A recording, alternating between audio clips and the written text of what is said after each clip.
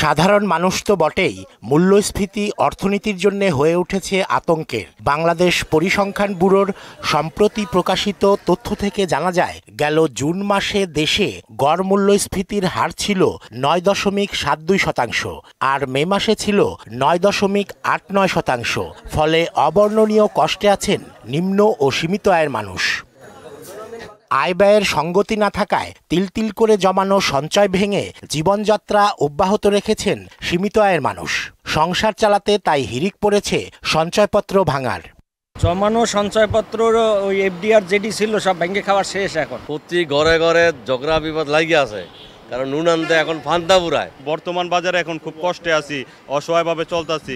জাতীয় সঞ্চয় অধিদপ্তরের তথ্য মতে মে মাসে বিক্রি কম হয়েছে ৩,৬৫৩ কোটি টাকা, আর গেল অর্থ বছরের প্রথম ১১ মাসে নিট ঋণাত্মক বিক্রির পরিমাণ ছিল ১৭,৭৪২ কোটি টাকা। আমার আয় নাই, এখন ব্যালেন্স যে আছে কোথায় কোথায় কি আছে, ব্যাংকে আছে না এনজিওতে আছে, ওগুলি উঠে খাওয়ার চেষ্টা করতেছে।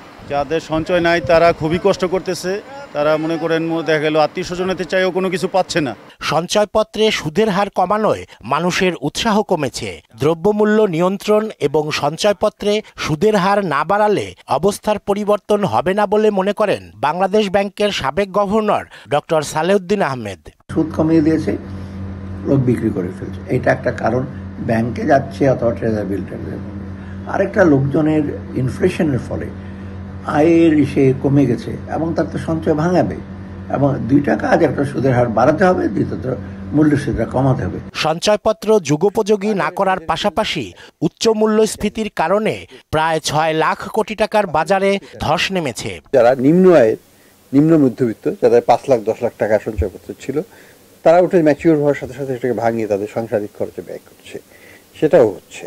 তো সব মিলিয়ে সঞ্চয়পত্র দ্রুত স্টক যেটা ছিল সেটা কমে আসতেছে। অর্থনীতি ও মানুষ বাঁচাতে নিত্যপণ্যের দাম কমানোর কোনো বিকল্প নেই বলেও মত দেন এই অর্থনীতিবিদ। সরকার এটাকে বাজার ভিত্তিক করে নাই, এটাকে ফিক্স করে রাখে, হঠাৎ করে কমিয়ে দেয়, হঠাৎ করে বাড়িয়ে দেয়।